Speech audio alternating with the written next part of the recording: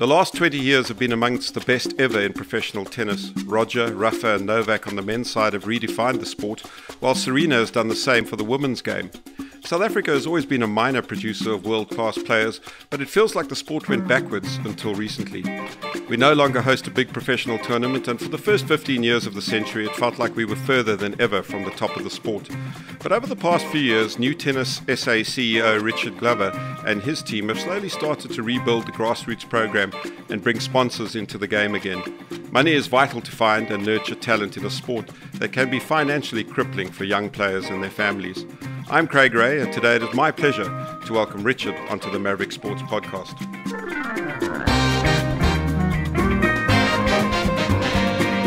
Hi, Richard. Hello, Craig. Thanks for having me. Yeah, pleasure, and thanks for coming on. Tennis, as we know, is a difficult sport, in terms of players getting into the big tournaments in Europe and so on. And Richard, if you could, just give us a little bit of a background, what you found at Tennis SA when you came into the job, and more or less what year was that you took over? Yeah, so I started at Tennis South Africa about 3 years ago, give or take a month or two. So about 3 years. And look, I'm not a tennis person. I think that's the first confession I need to make on this podcast. I'm sure I'll make many confessions. But I'm not a tennis person. I'm probably the worst tennis player listening to this podcast. I'm a dreadful player. My background is more in actually in football and soccer and a bit in cricket. And so Yeah. I was a complete outsider coming into tennis. And when the opportunity first came up, I wasn't, if I'm being brutally honest, I wasn't that excited because I think, like many people listening to this podcast, I had a perception or a view of what tennis in South Africa is, and I'm sure we'll unpack that later. So I had a pretty negative perception, if I'm being honest.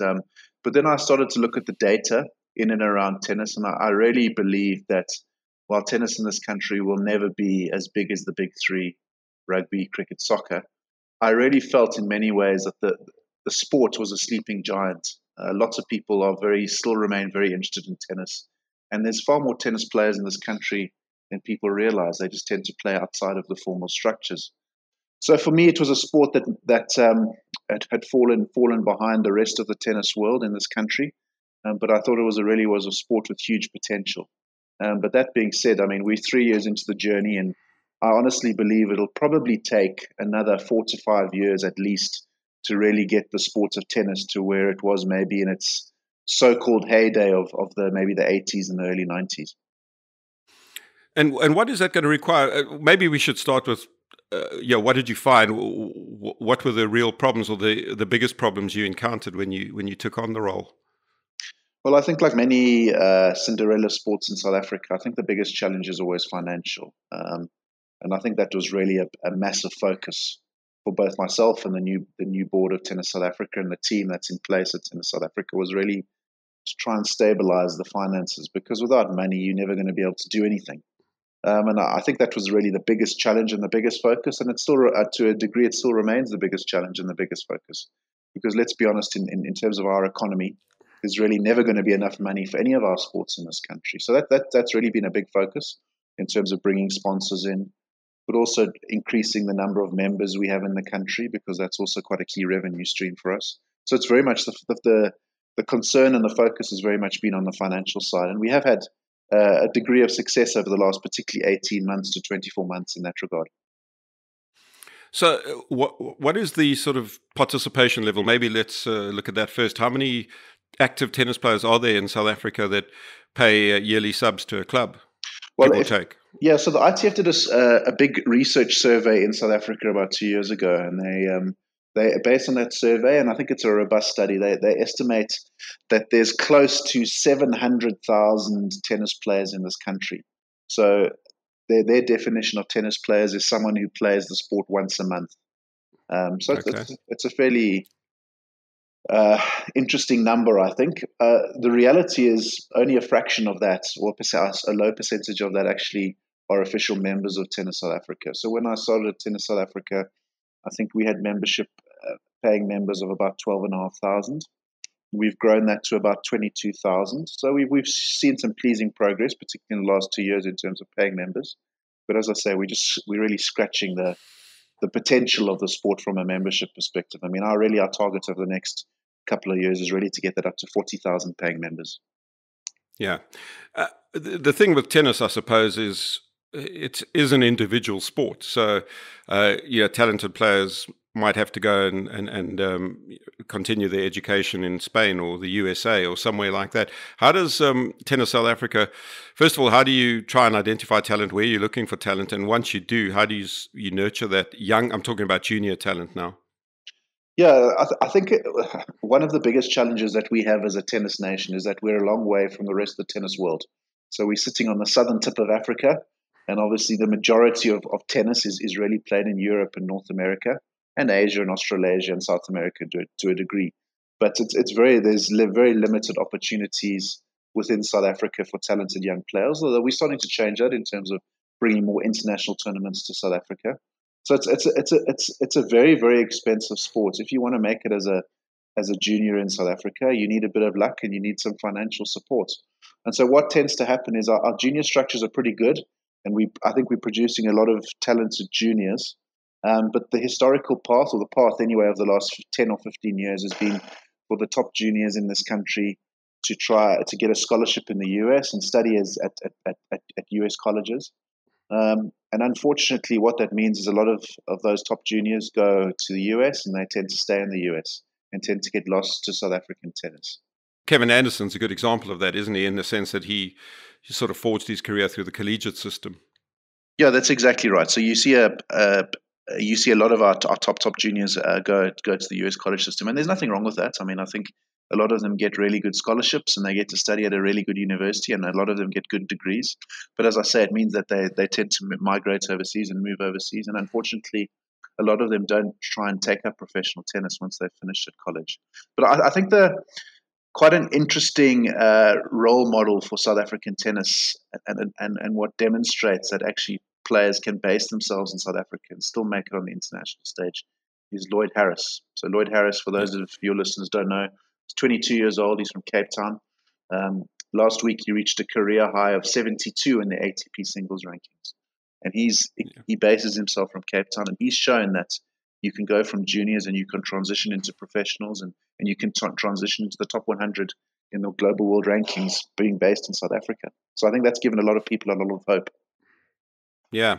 What is the standard of coaching? I guess that's always a vital thing for talented juniors. Then got to find the right coach that can nurture that talent and maybe have the connections to get that player into junior tournaments around the world, or certainly around Africa. Do we have the right level of coaching across the board in South Africa? Yeah, I think that's, in many ways, it's a loaded question, and my answer could get me in a lot of trouble, Craig, because I think we've got some good coaches. I would say there's not enough South African coaches who necessarily are coaching at the highest level, and by the highest level, I mean on the ATP tour and the WTA tour. And then there's only a handful of coaches who are doing that, who are really being exposed to international best practice on a weekly, monthly, annual basis. And so I think that the problem is we as I say, a lot of our coaches tend to stay in South Africa and are not necessarily exposed to international best practice. And that does worry me, if speaking very, very honestly, because I think there's a certain level of complacency, and unfortunately there's also a certain unwillingness to adapt and move with the times in terms of our coaching fraternity in South Africa. And so that's a worry, and that's something we're trying to address, and certainly something we're trying to do is in terms of raise the level and standard of coaching in South Africa. The other aspect to developing the next Roger Federer from South Africa or so is tournament structure. What, for those that don't know, what is the sort of junior tournament structure in South Africa? What level are they competing at? Our best juniors or our top sort of provincial juniors? Yes, it took me a while to get my head around how tennis works and how the transition tournaments work from juniors through to semi-professional through to professional, because I think tennis, we like to make it as complicated as possible. But I think there's the sort of natural path for a junior to come through is the junior will learn his or her trade in South Africa. They will play provincial tournaments. So let's use a junior from Cape Town as an example. He or she would play a lot of tournaments within the Western Cape. Once they get to a certain ranking, they would then transition to the national tournaments in terms of our national tournament structure. And I'd say the standard of those events is pretty high, and I think the standard is improving year on year. And then once they've sort of got to a certain ranking point at internet at sort of national tournament level, then they transition into what we call International Tennis Federation junior events, so ITF junior events. And those events are really open to local players. They're open to players from overseas as well, where they can start to test themselves at the highest level. And within that, there's actually 5 tiers. So it starts at 5, junior 5, then it goes to junior 4, then junior 3, then junior 2, then junior 1, and junior A. And so what we've tried to do over the last couple of years is really try and bring more of those 5s, 4s, 3s, 2s, 1s, and A's to South Africa, so that our top juniors don't necessarily have to always travel overseas to play in those events. They can play in South Africa or Southern Africa. And then what happens once they've sort of reached the end of their junior career, then they transition into what's called the ITF World Tennis Tour events. So those are $15,000 or $25,000 prize money events for men and women. And then they move into the ATP and the WTA pathway. So I've tried to explain it as simple as possible, but no doubt it is quite confusing to the layman who's listening to this. Yeah, but still, it's a filtering process, and I guess everyone has to go through that. And it's about winning and losing, and it's performance based in the sense that they've got to win those provincial tournaments and get into the national tournament. So it makes logical sense in that way. You've got these growth point camps. Are they part of the junior structure? Are they bringing juniors through? What is that system all about? Yeah, so I think one of my first impressions of tennis when I started it 3 years ago was that tennis in this country is very fragmented. And I think what we are starting to do, we're nowhere near where we want to be, but what we're starting to do is really try and consolidate it and centralize it, and so to ensure that there's a sort of a clear pathway and a clear plan for our juniors. And what I mean by a fractured or an ecosystem that's too fragmented is that a lot of our top juniors were working with their personal coaches, be it in Johannesburg or Bloemfontein or Durban or Cape Town, but there wasn't necessarily a centralized plan or a national plan for these players. And so this is really, the national camps are just one aspect of that, is trying to create a pathway and a plan for some of our top juniors, so that we as a federation can work closely with that junior and with their personal coach, because that personal coach is very important, and obviously the families and support structures of those players. So rather work together as opposed to working on a fragmented basis. But that's very much a work in progress. It's going to take at least another couple of years before I can say to you that we have a very, very clear and professional and high performance pathway for our top juniors. It's very much a work in progress. Well, at least it's started now, and you've got something going. And the other big rider to this is finding players from previously disadvantaged communities. And I mean, we've just seen at the Aussie Open, young Colo Monte's done pretty well. Monty, he's got into the second round. I think he lost in the second round of the juniors there. But are there more Colo Montes out there? I think as a country, we are blessed with a huge amount of sporting ability and sporting potential, and I think it applies across all sports. And I think one thing that as sports we need to get better at, and I think tennis is definitely one of those sports, so I'm not criticizing other sports solely, I'm also criticizing tennis, is really having those structures so that if there is a youngster, be it a boy or a girl with athletic potential, and that youngster wants to play tennis, they're given every opportunity, and we as a federation, we create that ecosystem that makes it as easy as possible for them to make it as a top class tennis player.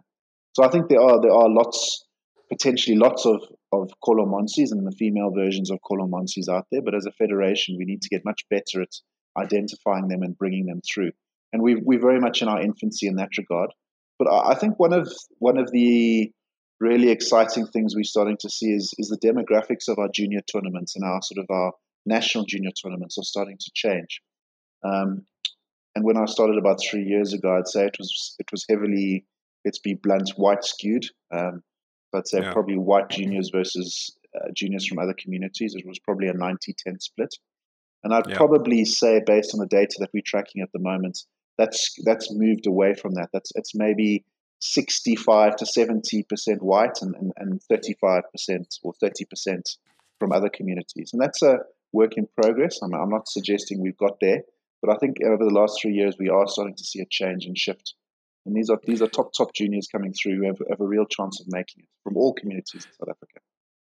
Oh, I mean, I guess tennis courts and access to tennis facilities are not always that easy, certainly in disadvantaged communities. That must be one of the challenges you face. Definitely. So if you're going to produce a player, I mean, our theory within the federation is that you need to supply three things. You need to supply coaching and good quality coaching, at different ages. You need to provide playing opportunities for those kids, because it's all very well having them training and hitting a ball in a development center for 6 months a year, but are they being exposed to tournaments, and are they being moved through the tournament phases as they develop? And then critically, facilities. And I think we're starting to address the first two from a coaching perspective and a playing opportunities perspective, although we haven't necessarily got to every province. And I think that's a valid criticism that some of maybe the so-called rural provinces can level at Tennis South Africa, is we're not doing enough in the development space in the rural provinces. But I think we're starting to address coaching and playing opportunities. But the big challenge we have as a sport is facilities and the provision of facilities. And that's something that we're starting to focus on much more, is making sure that we have the right facilities in the right places. And that's something that we need. We're starting to work with at a local and provincial government level to really start to do that. Can you put up a sort of temporary tennis court in a parking lot, for argument's sake, that's tarred, and you can put some sort of cover down? Is that one of the alternatives, or do you have to physically construct a tennis court somewhere? Yeah, I mean, I think you can't just sit back on your hands and say, oh, it's too expensive to build tennis courts in the right places. So I think what you're saying is you need to be innovative and be creative and find creative solutions to some of these problems. And so for beginner tennis players, there's much more flexibility in terms of the surface they play on. But once they sort of transition from being beginners, you need to really give them the right facilities if they're going to progress. And so it's from a sort of a grassroots mass participation perspective, I think there's some flexibility in terms of surfaces. But ultimately, if you want a junior to start playing tournaments, they need to play on a traditional tennis court. Yeah, and talking about surfaces, there's very few, say, clay courts in South Africa, for argument's sake, and grass courts. So even our talented youngsters, like Kevin Anderson or Lloyd Harris, they sort of come out of a hard court environment, and then they faced with all these different surfaces globally. Is that at an elite level for juniors, would you like to see a centre with, or maybe we do have a centre with lots of different surfaces? I know there are a couple of places with a clay court here and there, but do we have a shortage of those sort of alternative surfaces for our really top juniors to practice on? Definitely, and I think it's a massive Achilles heel for South African tennis. So I'll give you one small example. About 2.5 years ago, our Fed Cup team had to travel to Montenegro, which is obviously in Eastern Europe, to play the Fed Cup there on clay.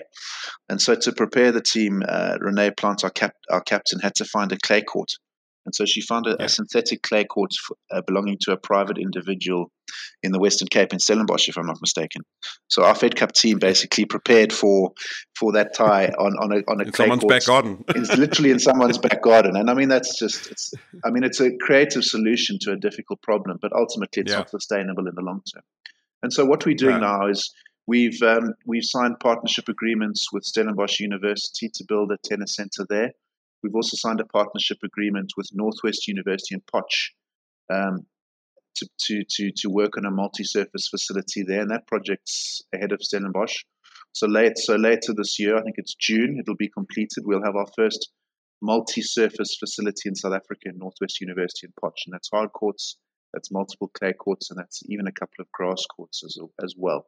And I'm not saying that we can sit back and pat ourselves on the back and we've solved that particular problem, but at least if we can start to do those sorts of things and have a multi-surface facility at sea level in the Western Cape, a multi-surface facility that's at altitude in Potch, and we can actually start to rectify that problem. And hopefully in the coming years, we can have 3 or 4 multi-surface facilities across South Africa.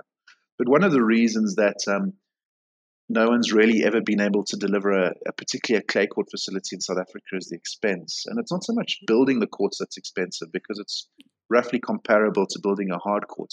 It's the maintenance that's the killer. Maintenance in terms of clay, that you have to continually to maintain them with clay, and then also maintenance in terms of water and hydration. And so for us, partnering with universities that tend to have that infrastructure and facilities that can support these these clay courts is critical, and that's really why we've gone down that path. And just broadly speaking, I mean, we're probably a comparable country to Australia in many ways in terms of climate, in terms of the outdoor lifestyle, in terms of, yeah, naturally talented sports people.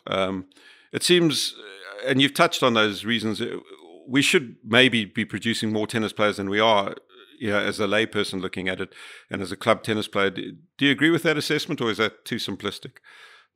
No, I certainly agree that we should be producing more tennis players. And it's something that I'm very, very conscious of. And I must be honest, something that I'm internally very critical of is that we're not producing the players that we should be. Because, as I said, we've got such athletic ability in this country. And I think one of the things that I'm thinking about more and more as CEO of Tennis South Africa is looking around South African sports in general, looking across all sports. And that's, I think there's pockets of excellence in many sports in this country.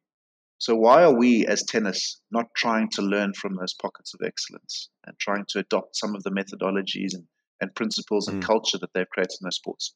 And I'll give you one example, rowing.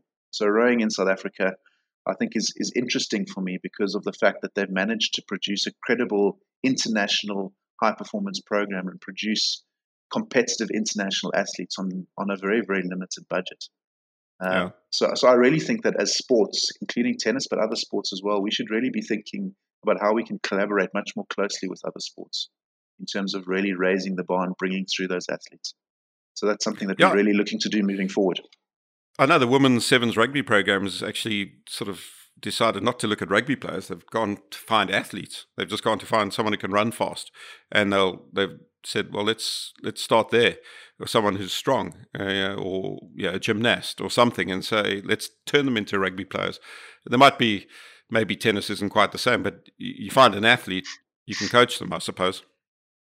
Yeah, I think that's right. I mean, I think if you look at where we are as a sport, I think also one of the challenges we have is, and I think this is the same for many sports in South Africa, is we tend to be quite very male centric and male focused.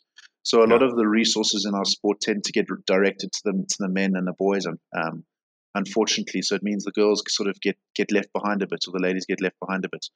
Now, I think as a sport that's true in tennis as well, in that if you're starting to see the players that are coming through, the Lloyd Harrises, the Kolo Montes, as you've mentioned, it's all boys and men. And I think one of the things we do have to address as a federation is what are we doing to produce female high-performance athletes? And so that's a bit of a roundabout way of trying to answer your question, because Ilana Kloss, I don't know if you remember Ilana Kloss. She's married to the great Billie Jean King. She's a very well-known South African tennis player from the 60s and 70s. I mean, she's starting to get more involved in South African tennis in a couple of ways. I mean, and she's someone that I like to talk to and get views from. And her view is from a female athlete perspective. And this, as I say, this hopefully goes some way to answering your question. Tennis should be looking and scouting athletes at primary school netball events and primary school hockey events. And we should be identifying those athletes, and we should be bringing them into our tennis structures. Absolutely. And I mean, I suppose the other aspect to this is something that's aspirational. In terms of professional tournaments, I know we have an ITF satellite event, if I'm not mistaken, but how important is it to Tennis South Africa to get an ATP or a WTA event back in the country on an annual basis? And I know maybe you could explain what the costs and the implications are, because I know it's not easy to put on a big ATP or WTA event. Yeah, I think as CEO of Tennis South Africa, I get asked two questions consistently. So the first question is, when is Kevin Anderson going to play Davis Cup again? And the second question I'm glad I haven't asked that yet. Well, I'm sure it's on the list, yeah. But and the second question is when are we bringing an SA Open and ATP event back to South Africa? And look, the strategy we've adopted in the context of big international tournaments is that we have to rebuild the foundations, and we have to rebuild those stepping stones that I referred to earlier. In terms of stepping stones, transitioning from juniors to semi-professional international tennis to professional international tennis. And our focus has been on bringing those ITF junior tournaments to South Africa, which we're starting to do. So, for example, we brought an ITF Grade A event to Cape Town last year, and that's significant because there's only 5 or 6 ITF Grade A events in the world. Cape Town was the 6th. And that was significant because it gives you the highest number of points. And It was significant for Kolo Monsi, who's now ranked 12 in the world in the juniors, because he won that tournament. And he Yeah. saw a massive ranking jump. We're starting to bring ITF $15,000 and $25,000 tournaments to South Africa, so that the likes of Kolo Monsi, as they start to transition from juniors, can play those entry-level professional tournaments in South Africa. We've also got an ATP Challenger in South Africa later this year, the first ATP Challenger in 6 or 7 or 8 years in South Africa, which once again is a stepping stone. And obviously the plan is once we've got those foundations and stepping stones in place, is really to look to aggressively try and bring an ATP or WTA high-profile international event to South Africa. So Yeah. that's really our focus. And the other challenge we have is financial. Our exchange rate makes it very, very difficult to bring international tennis to South Africa. So, just to give your listeners a sense of how challenging it is to bring an ATP 250 event to South Africa, Yeah. which is a good event, but you won't get Federer, Nadal, Djokovic playing in that event.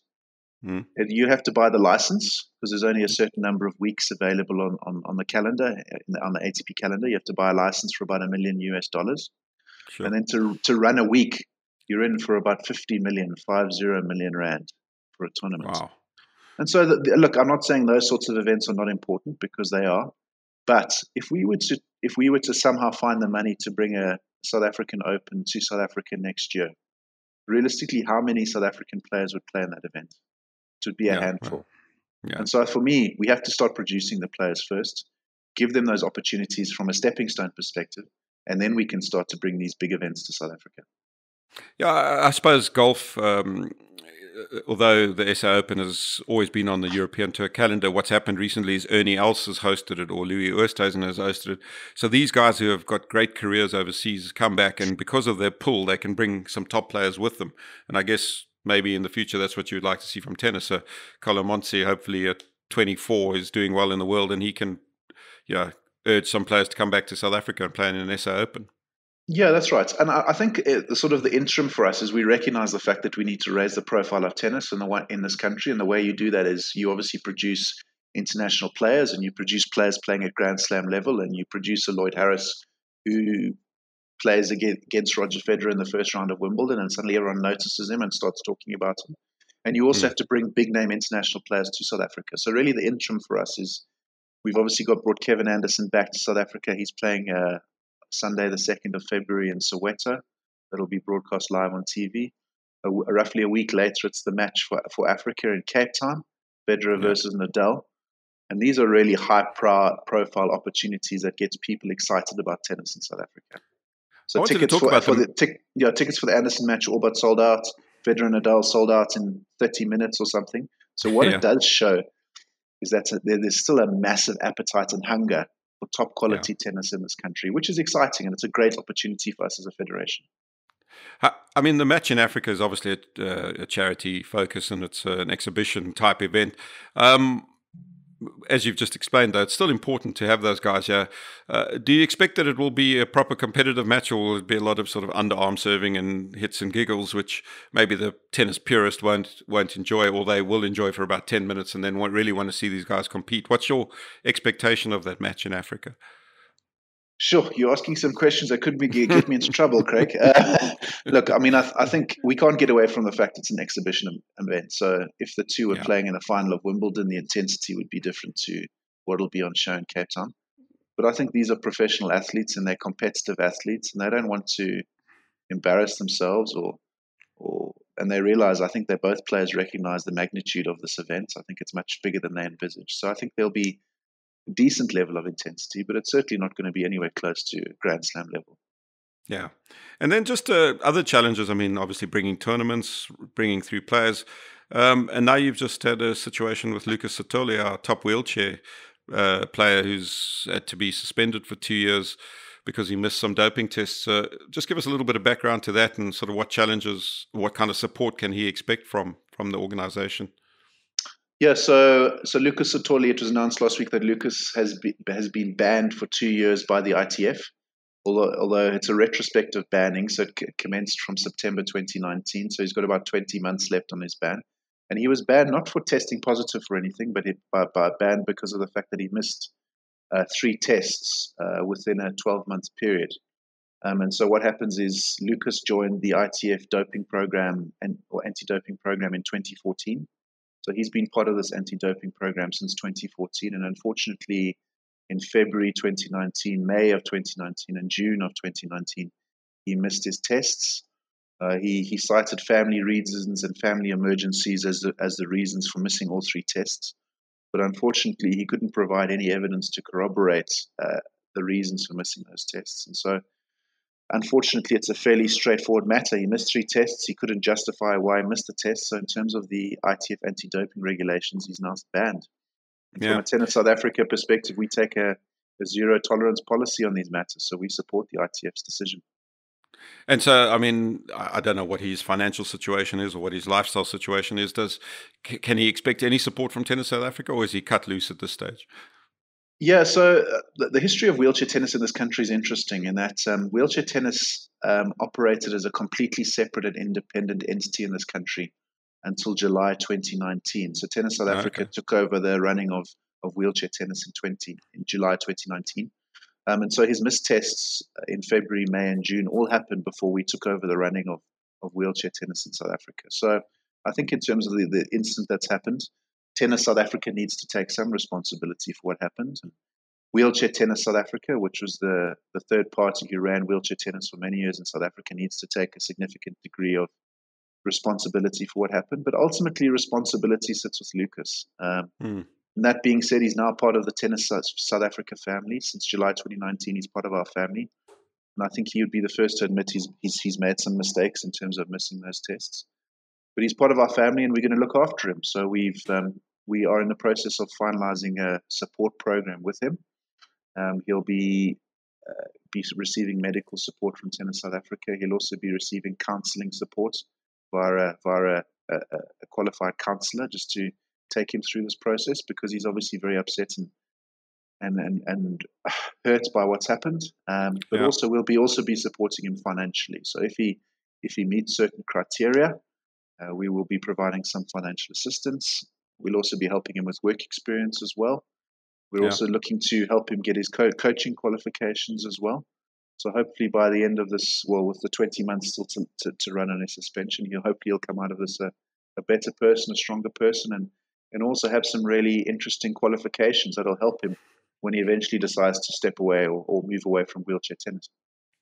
Well, that's a fantastic approach. And then just lastly, the inevitable Davis Cup question, not so much about Kevin Anderson, really. Is it a priority to get back into the world group or whatever, the elite of the competition? Had that win in Cape Town recently, which was the first step getting back there. And just in terms of the success of the tournament in Cape Town and the priorities of Davis Cup for the profile of tennis. Yeah, so let's talk about Cape Town briefly. So I think we took our first Davis Cup tie to Cape Town in many, many years in September of last year. And I think we were quite conservative in terms of the seating infrastructure we put in for the venue. I think we sold out in about 2 weeks.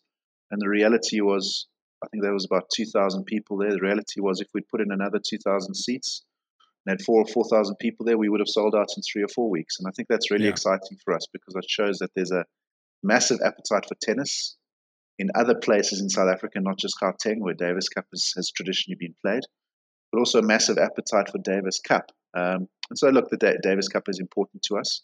We obviously want to get back to the highest level. I think we're playing in World Group 1 this year, late in about a month's time in Bosnia-Herzegovina, which will be a tricky one on clay. But it is important for us to get back to the highest level and play against the big countries.